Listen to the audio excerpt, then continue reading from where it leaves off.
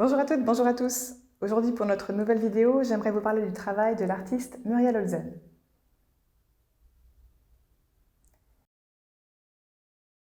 Muriel Holzen, c'est une artiste genevoise qui est née en 1948. Elle commence sa carrière artistique à travers l'image en mouvement, la vidéo et l'installation vidéo.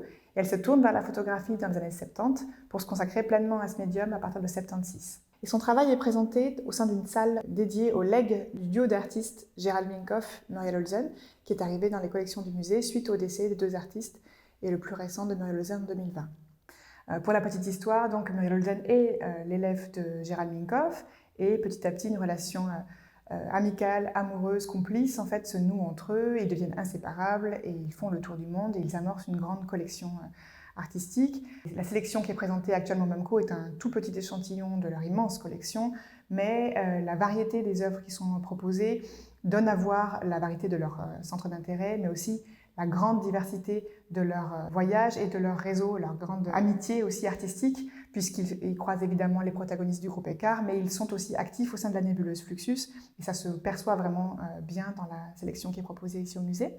J'aimerais vous proposer de m'attacher plus spécifiquement sur le diptyque de photographie qui est juste à côté de moi, qui est une production de Muriel Holzen qui date de 1994. C'est un extrait en fait d'une série de 30 photographies argentiques couleurs, dont le MAMCO possède deux numéros, le numéro 3 et le numéro 4 qui sont présentés ici.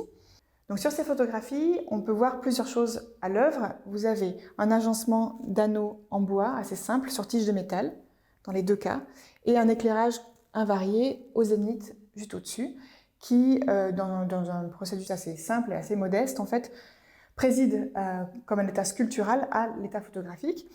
Les anneaux, en fait, avec l'éclairage au-dessus, vont produire des sortes d'ombres, de lignes graphiques à travers les ombres, qui vont dessiner des visages. C'est ce que indique le titre, un portrait, c'est comme des visages, donc des portraits de l'artiste, pourquoi pas.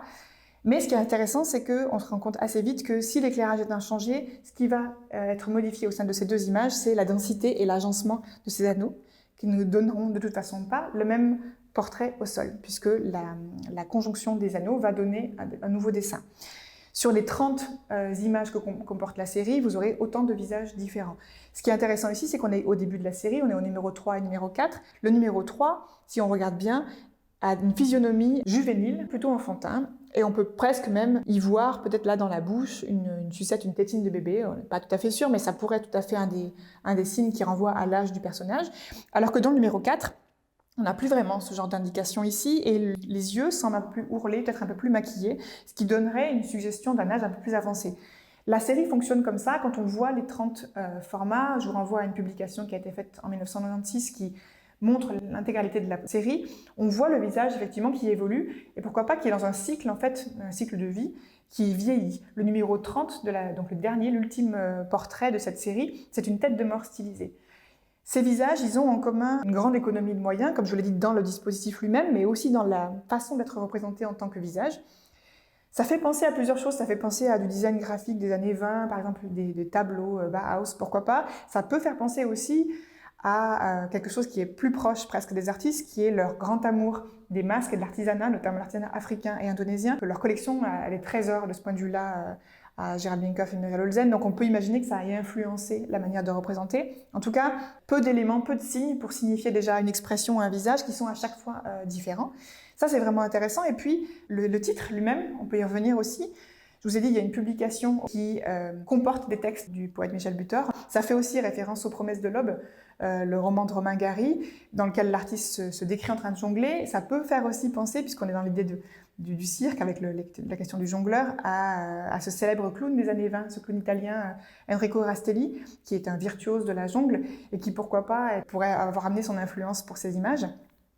C'est ça aussi qui est très intéressant, c'est qu'on a à la fois l'apparition d'un portrait.